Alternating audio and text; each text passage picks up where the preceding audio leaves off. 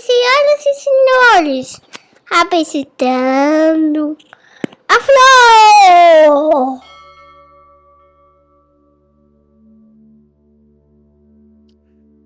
Olá, eu sou Júlio Pompeu e este aqui é o Filô, o nosso podcast que sai toda terça-feira de manhã bem cedinho. Coloca aí na agenda, hein? Terça-feira de manhã cedinho, um episódio novo, contando um pouquinho de filosofia, falando um pouquinho desse legado da história do pensamento que nos provoca e que nos encanta até hoje. Você já parou para pensar em Deus? Ou mesmo pensou sem parar? Sabe, eu fico imaginando aqui, eu não sei você, mas eu tenho uma dificuldade enorme de pensar a mim mesmo, por exemplo. Às vezes eu não sei exatamente o que eu estou sentindo. Às vezes, e entenda que esse às vezes como frequentemente, eu também não sei direito o que eu quero, sabe?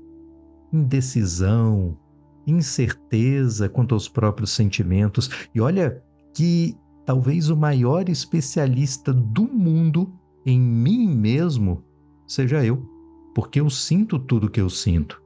Eu sei exatamente o que se passa aqui na minha cabeça, eu sei até o que se passa na minha cabeça enquanto eu durmo. Isso, claro, quando eu me lembro dos sonhos assim que acordo. Então, se eu tenho um acesso tão privilegiado a mim mesmo e com tudo isso, eu tenho lá um monte de dúvidas, eu não me conheço, imagina se eu vou ter condições de pensar Deus, que é tão maior, que é tão mais perfeito, que é tão distante de mim mesmo. É mais ou menos isso que pensava Xenófanes. Xenófanes é um grego de 565 a.C. Ele é tido como um dos fundadores da escola dos Eleatas, a escola que nasceu em Eleia, uma cidadezinha grega, mais uma cidade grega da antiguidade. Olha só, fazia parte da educação formal do jovem grego você ler Homero, sabe, a Ilíada, a Odisseia, que vinha uma série de lições de moral, que vinha a história dos deuses. Tinha que saber Homero de cor. Isso era o ensino médio, o Enem deles caía Homero. Pois o Xenófanes olhava aquilo e dizia: olha, Homero, não sei não, viu? Isso tudo me parece muito fantasiado. Quem me garante que essa história dos deuses, dessas guerras, desses deuses cheios de defeitos, cheios de falhas, cheios de imperfeição, que essa história é verdadeira? Como é que você me garante isso? De onde foi que Homero tirou isso e o que deu na nossa cabeça para achar que esse é o conhecimento da verdade? Xenófanes era profundamente crítico dessa teologia, profundamente crítico da educação grega como um todo. O Xenófanes era um grande moralista, ele achava uma imoralidade esse tipo de educação. E ao mesmo tempo que ele era um moralista, ele era também um piadista, sabe?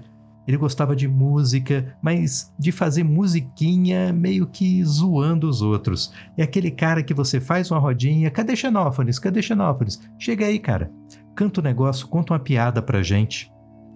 Algumas entraram para a história do pensamento, não por serem boas, mas uma espécie de registro distraído. Diz a lenda que chega um sujeito e diz para ele que viu enguias numa água muito quente, de um calor incomum para aquelas águas e para ter enguia. Aí ele chega e comenta: quer dizer então que para cozinhar essas enguias nós vamos ter que usar água fria? Pode não parecer, mas em 560 a.C., isso era uma piada. Talvez o Xenófanes, pensando agora, tenha sido o grande precursor do tiozão do pavê, o primeiro tiozão do pavê ou para comer da história. Já pensou que legal?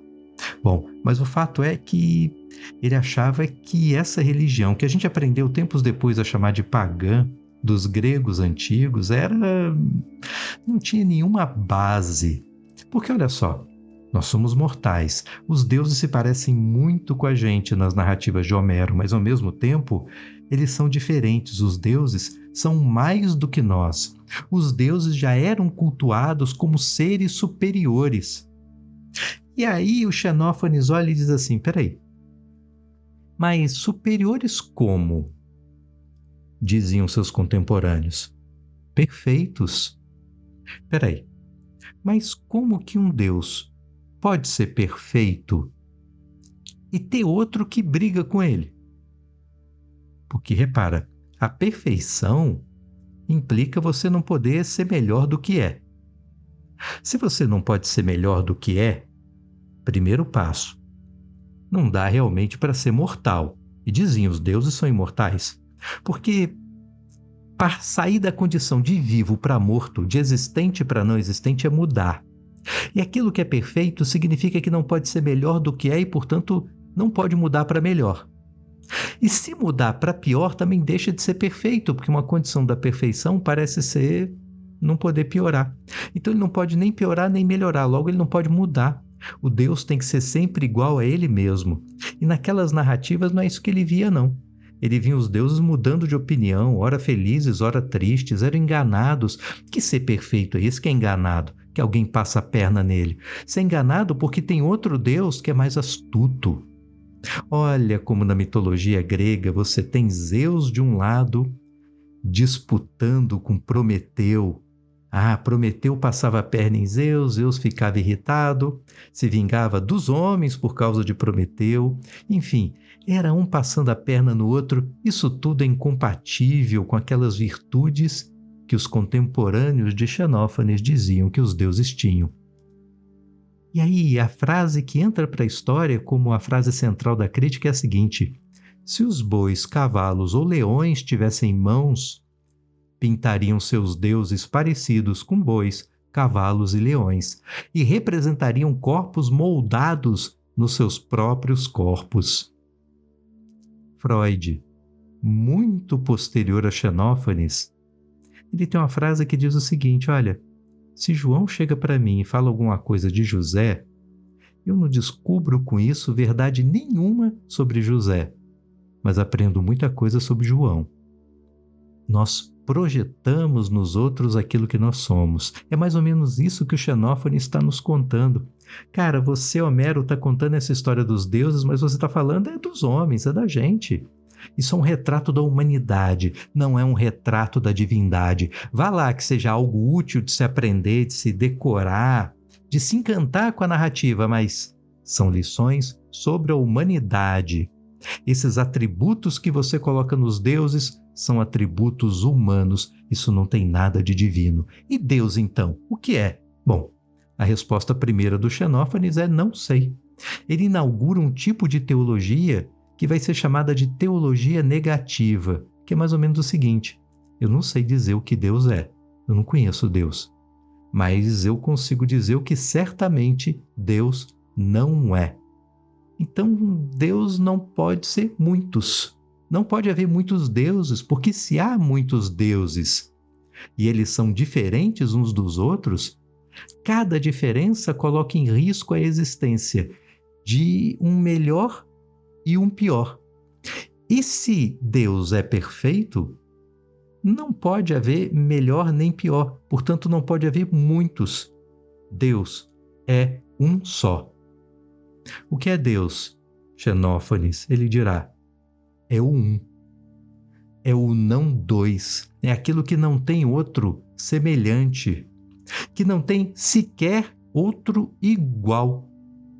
Deus é um só. Perfeito. E a condição da perfeição é não ter nascido. É não ter tempo, na verdade. Ele nunca nasceu, nem nunca morreu. Por que ele não nasceu? Porque imagina, Deus existe, dirá Xenófanes, e existe como perfeito. De onde pode ter vindo a perfeição? O que pode ter criado a perfeição se ela já é perfeita?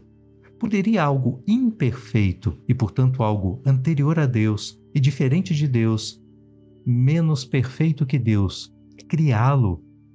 Xenófanes acha que não, que é impossível a imperfeição gerar a perfeição.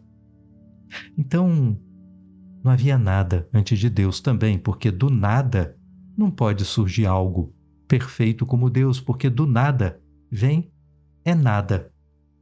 Então, não há antes de Deus, porque Ele é eterno, porque Ele não nasceu, porque Ele não tem tempo.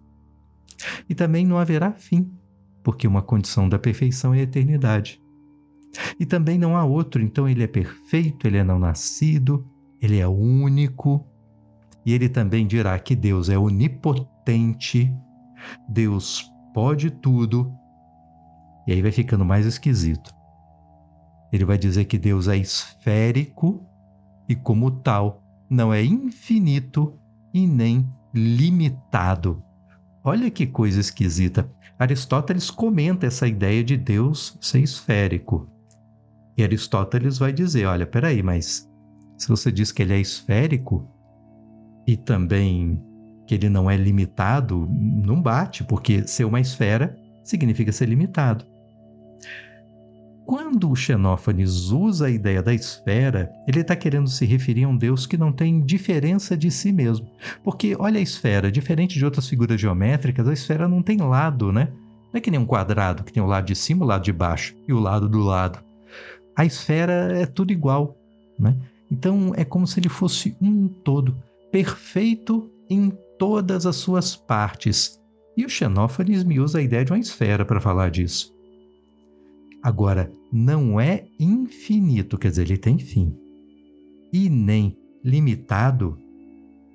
Puxa, mas em que sentido que isso pode acontecer? Ele teve um aluno que resolveu encarar isso, que foi Parmênides. Parmênides nasceu em Eleia, em torno de 520 ou 510 a.C., 30 e poucos anos aí mais novo que o Xenófanes. Foi aluno do Xenófanes. E Parmênides é um autor assim que me traumatizou, sabe? Eu comecei a fazer filosofia e uma das primeiras disciplinas era justamente filosofia pré-socrática. O professor era Gerd Bonheim. E ele passou um trabalho para a turma. Cada um tinha que pegar ali um filósofo pré-socrático. E caiu para mim justamente Parmênides. O próprio Gerd tinha um livrinho sobre filosofia pré-socrática e que tinha ali os textos, os trechos de texto desses pensadores antigos que chegaram até nós. Aí eu fui pegar lá o do Parmênides para ler. Olha, eu não entendi nada, absolutamente nada. Mas aí eu descobri que tem um diálogo de Platão chamado Parmênides, porque Parmênides, ele teve muito sucesso em Eleia. Ele alcançou altas posições dentro da cidade, foi um grande legislador. E um belo dia ele me sai numa missão diplomática até Atenas.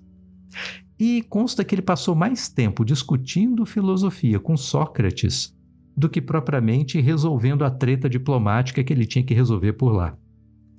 É uma espécie de encontro entre a escola eleática e a de Atenas, sendo que é mais ou menos assim, o pessoal do interior foi para a cidade grande, o interior aqui é Eléias, Atenas é a grande metrópole, não só em termos econômicos, mas também a capital do conhecimento, esse lugar em que a filosofia já está começando a borbulhar, com Sócrates. Sócrates muito novinho, Sócrates tem 20 e poucos anos quando encontra Parmênides. Aí eu fui ver esse diálogo, né? Cara, eu vou ver se ajuda.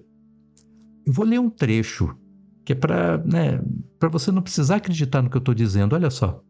Tu estás dizendo, ó Zeno, que as coisas que existem são muitas. Todas elas têm de ser semelhantes e também dissemelhantes, o que é impossível. Com efeito, o que é dissemelhante não pode ser semelhante, nem pode o que é semelhante ser dissemelhante, uma vez que é impossível ser dissemelhante àquilo que é semelhante e ser semelhante àquilo que é dissemelhante, e portanto também é impossível que sejam muitas as coisas que existem. Deu para entender o quanto é chato isso aqui? E o quanto é difícil? É um dos diálogos mais embaçados de Platão. pior do que esse, só Timeu. Eu colocaria Parmênides em segundo lugar. Eu falei, eu tô ferrado. Eu entendi menos ainda. Mas a questão chave para o Parmênides é o seguinte: esse Deus do qual Xenófanes está falando, esse Deus que é tudo e que é um só, é diferente da experiência de Deus de Abraão. Ele é um Deus mais parecido com o Deus de Spinoza, em que Deus é a natureza, Deus é o universo, Deus é tudo. E esse Deus será o ser. Deus para Parmênides é a única coisa que é. E o ser é a única coisa que existe e que é pensável. Aquilo que não é, o não ser, não só não existe, como também não pode ser pensável. Se nós pensamos alguma coisa, se a gente tem alguma capacidade de pensar, tudo isso tem como causa eficiente do nosso pensar Deus. E ele vai distinguir o seguinte, olha, existe um pensar que é efeito da existência de Deus, a verdade, portanto, mas existe também uma capacidade que nós temos, não menos divina, de pensar, mas de um pensar equivocado, um pensar floreado, que ele vai chamar de opinião. Então ele vai dividir essa ideia de uma opinião que está ligada às convenções, ao nominalismo, que é um dar nome às coisas e achar que a verdade é isso, é dizer o nome correto da coisa conforme a convenção. E uma ideia de verdade que tem um sentido moral mesmo. Verdade que corresponde a uma espécie de comunhão com o ser, com S maiúsculo, com com um universal, com Deus. E olha como ele dá uma explicadinha aí nessa ideia de Deus. Ele dirá que Deus é, ou ser, é algo único, inteiro, imóvel e não gerado. Único, porque ele é a única realidade que existe. Não há outra realidade para além dele. Aquilo que nós construímos a partir da nossa opinião, como as obras de Homero, por exemplo, não são realidade, são uma ilusão, são só uma ficção, uma percepção equivocada das coisas, em que traz até uma pitada de realidade, mas não é a realidade na sua total inteireza. Mas o ser é inteiro, uma vez que não há um vazio. Não tem um espaço que o limite, porque se Deus é ilimitado, não tem um vazio onde ele termine e venha o nada logo em seguida. Portanto, inteiro no sentido de abranger a totalidade do espaço. Imóvel é que para se mover é preciso ter espaço, né? É preciso que exista um lugar que você não ocupa para que você possa se mover, sair de um canto e ir para outro. Como Deus ocupa todos os espaços, ocupa a totalidade do espaço, não há vazio para além do espaço que Deus ocupa para que ele possa se mexer. Então Deus é imóvel.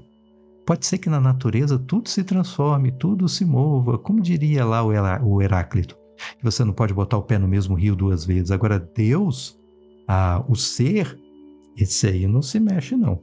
Esse aí é sempre o mesmo. E não gerado, não nascido, portanto eterno, como dizia o seu professor. No final das contas, lendo isso tudo, sei lá, eu continuo não sabendo muito bem o que Deus é. Mas eu acho interessante essas ideias do que Deus não pode ser de jeito nenhum. Também é uma forma de conhecer. E também achei muito legal e continua nos impactando, continua nos tocando.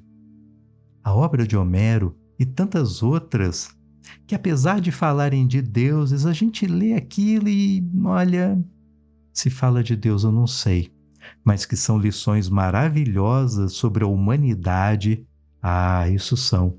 Inclusive, a forma como falamos de Deus. Pode ser que a gente não acerte, mas pelo menos diz muito, mas muito sobre a gente. Aliás, o Parmênides mesmo, ele acha que conhecer essa verdade, a verdade do ser, essa comunhão com o ser, a gente nunca vai chegar lá. Pode ser até que a gente diga alguma coisa que coincida com Deus, mas mesmo na coincidência, veja, será só coincidência. Não será aquela experiência do conhecimento que gera uma certeza para além da fé, para além de um sentimento, porque nós somos muito imperfeitos, muito limitados para chegar lá. E o melhor que a gente consegue é só uma verdade que é uma opiniãozinha melhorada, uma opinião mais qualificada, uma opinião que a gente se esforçou mais para tentar se aproximar de Deus. Não é legal? Até semana que vem, com mais um episódio do Filô.